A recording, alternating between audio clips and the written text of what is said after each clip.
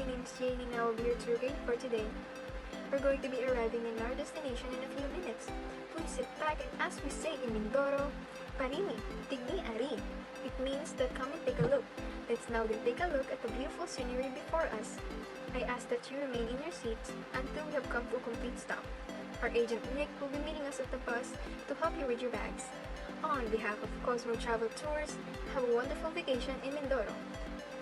To familiarize you with the place and tell you a brief safety precaution. Number 1 is to fasten your seatbelts, and number 2, please remain seated until we have come to a full stop. Right in our destination, it is called the Upper Reef Natural Park. Its crystal clear water abounds with life, with 285 species of fish and 197 species of corals. Wonderland for divers and snorkelers, with sightings of white-tip and black-tip sharks, reef sharks, wrasses, jacks, and tunas all common.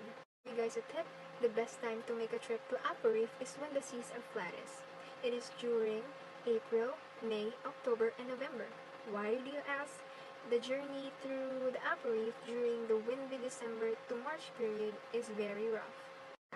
Upper Reef is the second largest contiguous coral reef in the world and the largest one in the Philippines. With a depth of 2 meters to 10 meters, which is surrounded by mangrove forest, which serves as sources of food, nursery, and spawning ground of several coastal and marine species of fauna and sanctuary of birds. Although most of the areas of the reef are submerged, 3 beautiful islands still marks its surface. One is Apo Island, 2 Apo Menor, and the last one is Cayos del Bajo.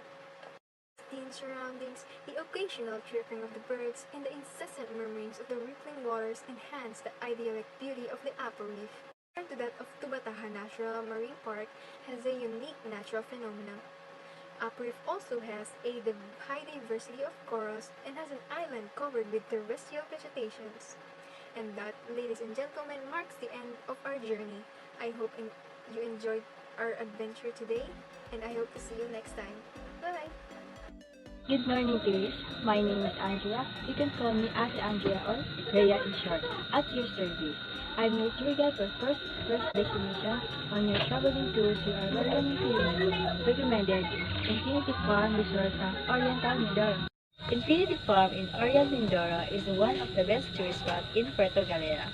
The great thing about this amazing tourist destination is not too far away from the Balad Adventure Resort as well. Baco, officially the municipality of Baco, is the third-class municipality in the province of Oriental Mindoro, Philippines. According to the 2015 census, it has a population of 37,215 people. Baco is located in the northern part of Oriental Mindoro, not very far from Orbalad's beach resort, and can be accessed by jeepney, van, bus, or trip depending on your preferred method of travel and group size. Depending on which form of travel you choose to use on your one-way to the Infinity Farm travel, time will also vary and is the best of plan for at least an hour or less travel time depending on road condition and weather. It is 16 kilometers, 9.9 meters from Halapan. So, although the name of this amazing tourist destination has been World Farm, in it there is actually nothing that has to do with farming on the property at all. Also, location is a series of waterfalls. Consider relaxing atmosphere which is great for relaxing and having meals with friends and family all while enjoying the scenery. Sound of waterfall is only nature, and that's Good morning, my name is Jojeline Limuco from HA 1102. I will present to you the Bancuro Church ruins. The Bancuro Church ruins, also known as the Simbahang Bato, is located Barangay Bancuro in Nauhat. It is a roofless ruins of a church built during the 17th century by the Augustinian priests with stone walls that served as a house of worship at the same time as a fort and a place of refuge against the Moro invaders. Unfortunately, In 1824, the Moros conquered and burned the fort. The church had lain its ruins for centuries, but its majestic charm remains.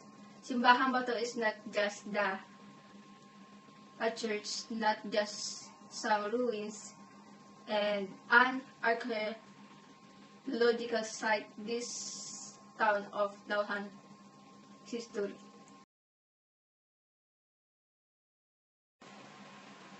Good morning.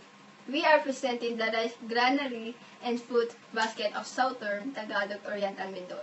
It is now one of the most visited province because of its beauty and wealthy environment, the rich culture and the best people. And now, we are proud to present to you some of the tourist destinations that will capture your heart. Hello everyone, my name is Regine. On behalf of Perpetual Travel Agency, I'd like to welcome you all to Puerto Galera.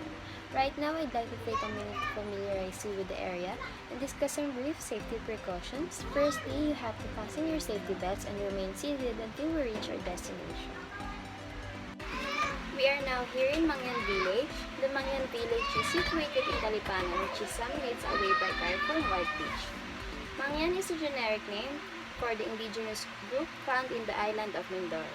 They used to be coastal dwellers who heavily traded with the Chinese, but they moved inland and to the mountains to avoid the influx and influence of the foreign settlers, particularly the Spanish. They're heavy on agriculture and farming camote, which is sweet potato, and rice, and of course taro.